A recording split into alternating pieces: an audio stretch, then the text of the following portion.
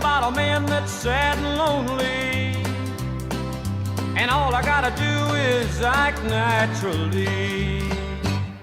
Well, I'll bet you I'm gonna be a big star, might win an Oscar, you can't. Hello, welcome to Meet Me at the Movies. Noel T. Manning II here with my friend from Canada, Marchen, back with us once again to talk movies. Good to see you, man. Good to see you as well. How are you? Pretty well, man. And so before we get started, where can people find you online? Because and where could they find you in Canada? I guess those are two good questions to talk about. Those are great questions. Well, you can find me on all the social medias at EM6211. And then review-wise, I host a show called Cinema Scene on Rogers TV. So you can go to rogerstv.com/cinemascene and check out those reviews. And then I also co-host a podcast called The Untitled Movie Podcast, which you can check out on the untitledmoviepodcast.com. So was that a mistake when you were just saving a folder and it just said Untitled and you're like, hey, that sounds like a pretty cool movie podcast as well? You know what? It was actually my co-host, Matt Rohrbeck, who thought about this from a marketing strategy point of view, that Untitled comes up before a lot of other searches. So that was kind of his, strategy when it came to coming up with that title.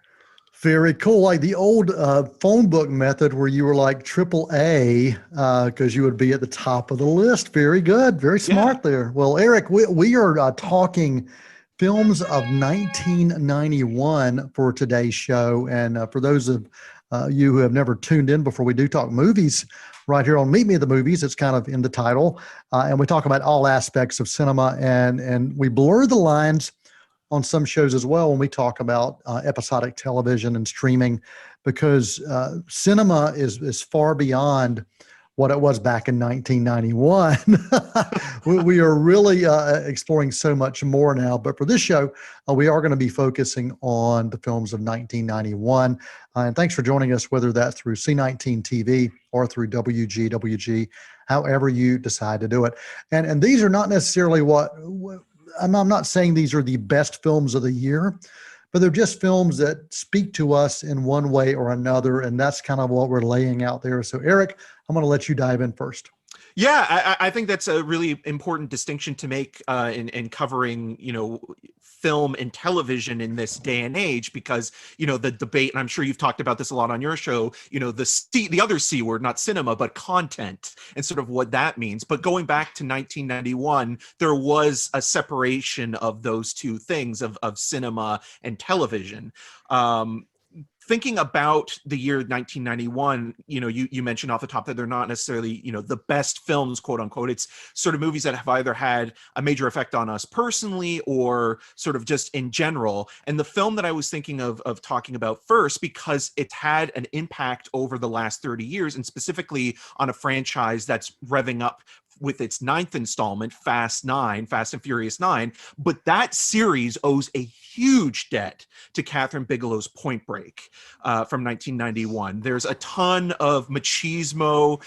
It's a lot of fun as like a undercover surfer movie. The casting of Gary Busey is perfect because not only is he a great sort of, second hand with Keanu Reeves, Johnny Utah, but it's also an homage to The Big Wednesday, the John Milius film as well. And it's just a fun action movie that's also this weird kind of meditation within the genre of, the action thriller. And Catherine Bigelow, who's coming off of Near Dark, did the same thing with that film and sort of playing with the horror Western genre. And she does it again here. And I think this is the one role that Patrick Swayze had in his career that you can tell he's not only having a ball, but he didn't get offered very much to kind of play kind of the villain, but in a very charismatic way. And he doesn't come into the film until around 25 minutes, and he steals the whole thing.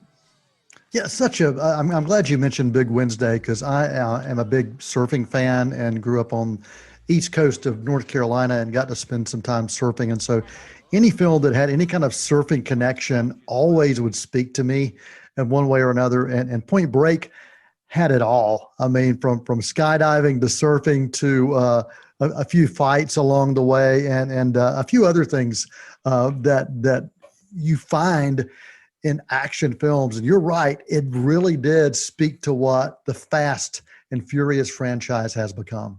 Yeah, absolutely. And it's amazing that that franchise is sort of morphed into kind of a heist series more than a car, film. But at the same time, you can look at Point Break and see sort of the formula of that movie being applied to the first film and how they've kind of expanded since then. But I think it's important to look back, 30 years ago and say like, okay, well, this is the film that kind of did that first. Yeah, great choice, great choice. And one that speaks to me was released in September of 1991. Always been a fan of Robin Williams, and also love Jeff Bridges in roles. And when I think about the two of them together and the chemistry that they formed in the Fisher King, Terry Gilliam's film that had some connections to the Holy Grail, and we know that Terry Gilliam has had connections to that previously, but done in a way that addresses mental instability. It addresses life choices. It addresses choices in the things that we say and the impact that our words can have on those listening. All of that tied up into this film that's a drama. It's got some organic comedy in it. It's got a little bit of fantasy. The Fisher King is just on my list, and it's one that I go back to on occasion. And Robin Williams, I've loved him in everything, or every type of film and every type of role that he can do. And here he plays someone that's just a bit unstable, but there are times you get this glimpse of just pure perfection and genius, not just from his acting, but also in the role that he's performed. So the Fisher King on my list of one that I will definitely and do go back to for 1991. Yeah, and Jeff Bridges, I think, is a great sort of companion on this journey that Robin Williams' character has in that movie. And I mean, obviously, you mentioning, Terry Gilliam being part of the Monty Python crew and sort of taking some of those kind of whimsical medieval aspects and applying them into the real world, but integrating them in a way that we haven't seen them before, I think really works to who Robin Williams is playing in the film. And, again, Jeff Bridges kind of playing a version of Howard Stern is fascinating. And Mercedes Ruehl won the Oscar for supporting actress that year too. Yeah, and we can't forget Amanda Plummer and her supporting role as well. Yeah, just a great film, and one that I think gets lost a lot of times when people are thinking about 91, because there were so many huge blockbusters. And this one, not so much, but definitely one to go back to. All right, what else have you got on your list, Eric? Well, I might as well just jump from one blockbuster to another, and also because, Catherine Bigelow is the director of Point Break, but an executive producer on that film was James Cameron, who directed probably one of the biggest action adventure movies of the 90s and one of the greatest sequels of all time, Terminator 2: Judgment Day, which is just a nonstop action thrill ride that not only builds upon the mythology that Cameron created with the first film, which was supposed to just technically be a calling card movie for both Cameron and producer Gale Ann Hurd, but became so much more. And you look at the progression of Linda Hamilton's Sarah Connor character, and you look at the idea that, Cameron is able to make sequels, whether it be, also writing and directing Aliens and sort of approaching that in a similar fashion with Ellen Ripley. He knows sort of the mechanics of how to make sort of an enticing action-based thriller with incredible set pieces, but also, fun one-liners that really work in this milieu. I mean, he's been criticized before for having sort of cheesy dialogue in his films, but I think it works perfectly in something like this. And even though, a lot of people are skeptical on, Avatar 2 through 5, I think you have to give the guy the benefit of the doubt when it comes to sequels, because I mean, he, co-wrote Rambo 2, Aliens, and Terminator 2. And if anybody can make a sequel that surpasses the first film, I think it's him. Yeah, and Terminator 2, without a doubt, is one that you have to mention. And in the summer of 1991, I was working with 20th Century Fox on Last of the Mohicans. And so every weekend we would work, straight through 5 days a week, 12 to 16-hour days. And then on weekends we had off. And so on weekends, I would go from a movie set to watching movies every single weekend. And Terminator 2, when it came out, I had to go see it, of course, because it was Arnold and Cameron, but also the special effects explosive artist for Terminator 2 was also working on Mohicans, as were many of the stunt doubles, including Arnold's stunt double, Billy Lucas, was on Mohicans as well. So I had that very special connection to having to check out Terminator 2 Judgment Day multiple times. What was that like for you to see it in the theater for the first time with all of that information and background and having worked on The Last of the Mohicans as well? I'm curious. It really did make it real.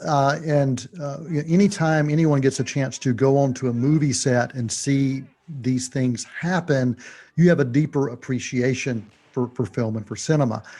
It's much different than watching a director's commentary, or much different than watching it behind the scenes. When you're actually there behind the scenes when it happens, you really do understand every aspect of what it takes to make these things happen. And my son Thomas has tried to get me to do a production assistant commentary for Mohicans, and I may do that at some time. And if we have a show about 1992, we'll definitely talk about that. But the background of knowing these stunt people, knowing these special effects artists, knowing the folks who were making these films happen, as I'm watching them in the theaters, it really does make it a bit more real. So absolutely. But yeah, great film. Can't not talk about that film. So Terminator 2, Judgment Day. And one on my list comes from August 23rd. We're looking at some summer films, and you can't help but look at summer films when you're looking at 91. But this is late summer. This is one of the first experiences I had to really get a chance to appreciate Kenneth Branagh and what he was capable of, along with his partner Emma Thompson. The film is called Dead Again, was released in August of 91. And it was one of those films that was so different. And I love these thrillers. I love neo-noir thrillers. And this has that, but it's also got romance, and it's got flashing back to the past, and you're not really sure what's real and what's dreamt. It's just a very different kind of film. The score got a Golden Globe nomination for Best Original Score. Andy Garcia also stars in this. Just a film about the past and how the past may be connected through some unusual means, and crimes of the past as well. So Dead Again is one of those I go back to occasionally, and truly loved it. And I think it's one that more people need to watch. Yeah, and it's definitely underrated in terms of the work that Sir Kenneth Branagh has done. It's one of the few non-Shakespeare adaptations that he's made, or at least when he was sort of making those Shakespeare adaptations in the late 80s into the 90s. And yeah, to sort of like the Gothic romance of it all, and sort of dealing with reincarnation in past lives. I think it's one of those really under the radar kind of movies that gets forgotten about, and it works as well as a horror movie at times, and I think that it is chilling but also just completely captivating to watch. That's a really good pick. Yeah, and I mentioned the score. Patrick Doyle did the score for that, who's worked with Kenneth Branagh previously and has continued to do so, but he's got a lot of other films under his belt, including some Harry Potter films and Planet of the Apes, and of course Murder on the Orient Express with Kenneth Branagh. We are right here on Meet Me at the Movies. Eric Marchen, Noel Manning here, talking films of 1991. And we will not get to everybody's picks. We know that. But we are going to take a quick intermission, come back, and we will cover some more. And so any of those that we happen to miss that you think we should have mentioned, write down this email address, info@c19.tv, info@c19.tv, and we will, we'll see what we can do. Maybe if we do a sequel down the road like James Cameron. Hang around. We've got a quick intermission. We'll be right back with more on Meet Me at the Movies. They're gonna put me in the movies. They're gonna make a big star. I would tell anybody that's interested in getting broadcasting that this is a really exciting field to be in. The possibilities are endless. And every day is different. There's always something new. You're always on your toes. I think the good thing about, a school like Cleveland Community College is they're really good at keeping up with the latest technologies. My experience with the broadcasting program has been everything and more. I've hosted a television show here. I've done radio shows. I've made my own commercials, all kinds of exciting things, digital animation. And I've never thought I'd have a career in news that I enjoy. It's just really exciting to, have a career where you're in control of what 2 million people in the area are watching every night. It's really exciting and enriching and fulfilling work. It doesn't feel like a job. I mean, I get to hang around all day and make television. I mean, just listen to that. Now the question is, are you ready to start your journey today?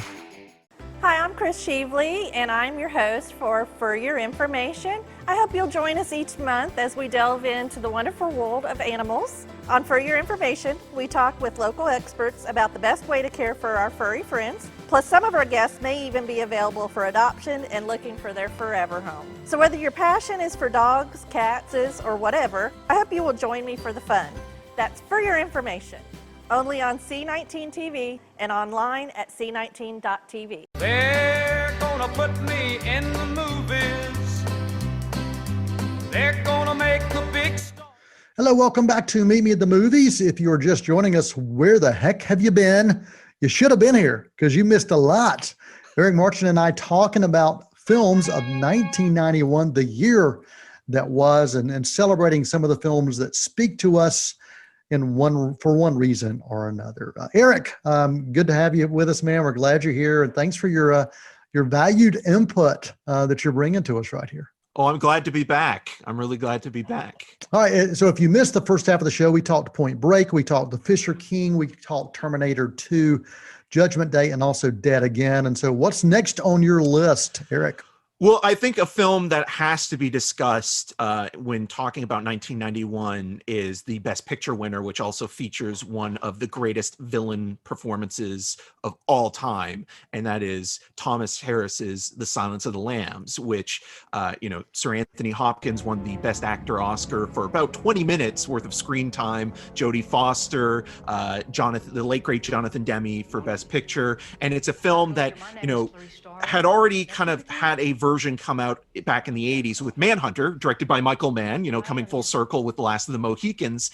But this version was released in February, and for whatever reason, it just completely connected with audiences. And it was the film that everybody had to see and was horrified by. It sort of changed the perception of the genre that is horror, because obviously, with a couple of sections like The Exorcist, there are very few in between that are considered to be quote unquote prestigious, horror films. And Silence of the Lambs was that movie for a lot of people in that generation. And it kind of goes to show that a movie like that doesn't need to be released in December to be an awards contender. And obviously also, thinking about what that film could have been if it was directed and starred Gene Hackman and Michelle Pfeiffer and not, directed by Jonathan Demme. Yeah, I remember watching it February 14th, Valentine's Day, 1991. I watched this movie, and it was hard to believe that a year later it got Best Picture. And, now when we look at award season, there are some films that will be released to select audiences in, November, December, but maybe not even a wide audience until February.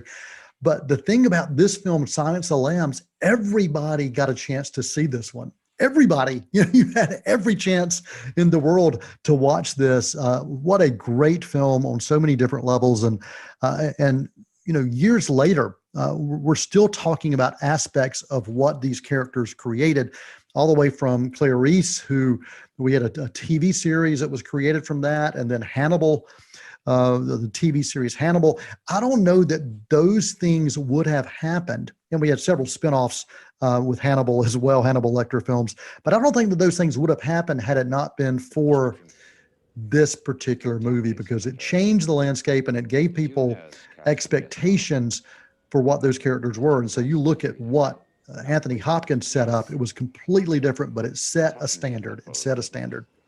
Oh, absolutely. And again, going back to the importance of it, you can see, people being influenced by it in other movies like Denis Villeneuve's Sicario, and even more recently with Mayor of Easttown. There's a scene that's very much, a side-by-side comparison in the final act of Silence of the Lambs. So yes, the influence on that movie is so important. Going on 30 years now. So Yeah. Well, I'm going to segue, but it's a close companion in a different way. With Hannibal, he had some issues, and he spoke to some psychiatrists and folks about some issues, as did Bill Murray's character in a film with Richard Dreyfuss called What About Bob, that was released in May 17th, 1991. To me, this is one of those lost comedies that I think everybody should see at some point in their life, because we've all probably at some point in our life bumped into a friend that really thinks that he has nothing figured out, yet he probably has more figured out than he thinks. And he always thinks that there's something wrong. There's something wrong, and he needs help along the way. Well, we discover that sometimes that help that you seek ends up causing other people to need more help than you.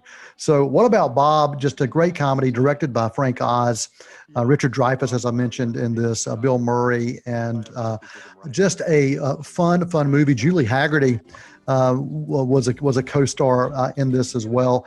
And it's just one of those movies that I go back to. I keep talking about that, but there are times I go back to certain films for certain reasons.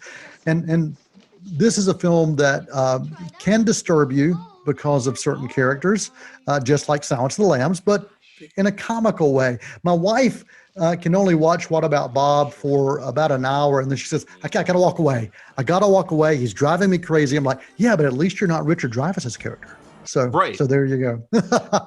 Exactly. And this is Bill Murray still kind of in, that comedic routine before kind of being introduced to Wes Anderson at the end of the 90s. So you're kind of getting him playing, a full on comedic spectrum of, his strengths. And obviously he also had Quick Change come up the year before. So it's one of those movies where I think that maybe time hasn't been as kind to it, but I think that those two performances are a lot of fun, and it is kind of always a delight to watch somebody who's a more elitist, stuck-up character sort of go in a downward spiral and get fed up with somebody else and kind of get a taste of their own medicine.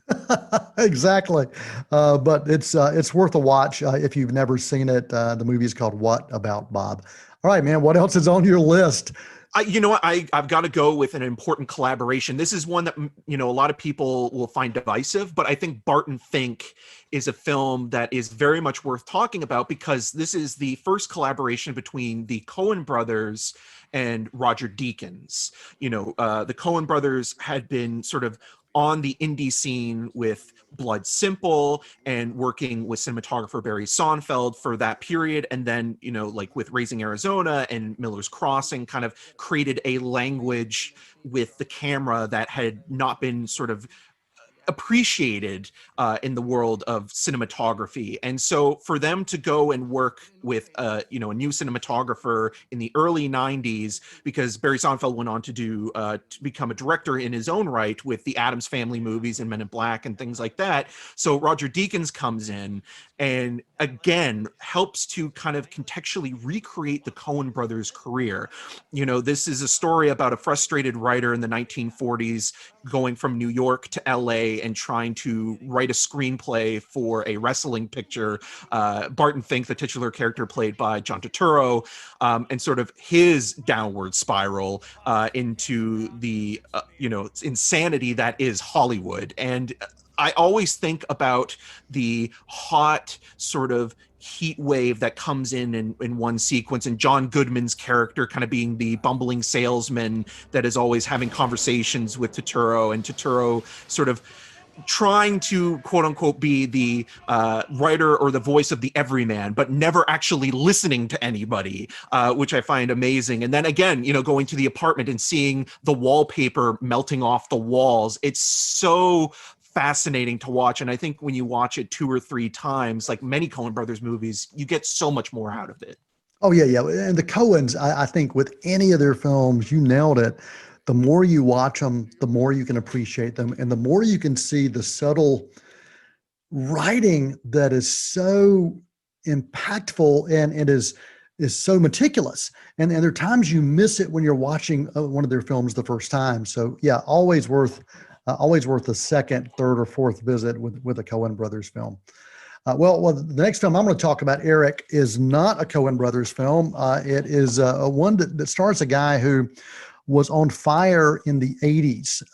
It was a talent who had come off doing things like Back to the Future, had been in Family Ties, and had a lot of success, Michael J. Fox. And here he is going into the 90s, still playing in some ways, in many ways, that same type of character, because it's working for him. Doc Hollywood was a film that I absolutely loved, not just because it took place in South Carolina, which is just a few miles away from here, but I loved the story of the fish out of water story. To me, really, really worked. And Michael J. Fox always tends to play those fish out of water characters with a way that doesn't feel like it's the same thing. And I look at Adam Sandler, and I love Adam Sandler, but so many of his fish out of water films feel like it's the same thing. But with Michael J. Fox, not so much. And this hotshot guy trying to be a doctor who wrecks a car and gets stuck in this town and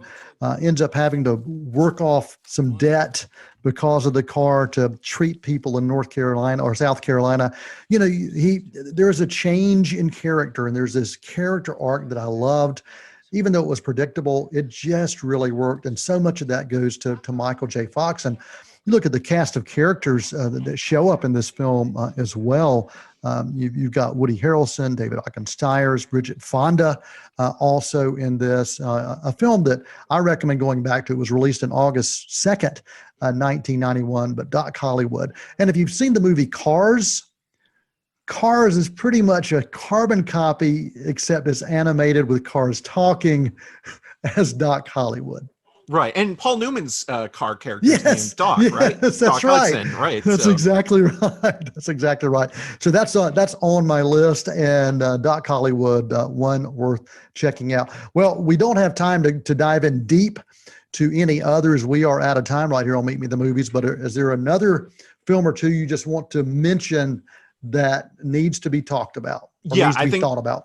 I think Boys in the Hood, John Singleton's film, it's important because it kind of ushers in, the independent spirit and independent filmmaking of the 90s. And it doesn't get a lot of credit compared to something like Pulp Fiction and Do the Right Thing and Sex, Lies, and Videotapes. And it's also a movie that shamefully was, the first best for best director. John Singleton was the first African-American director to be nominated ever, and it was like, well, about time, right?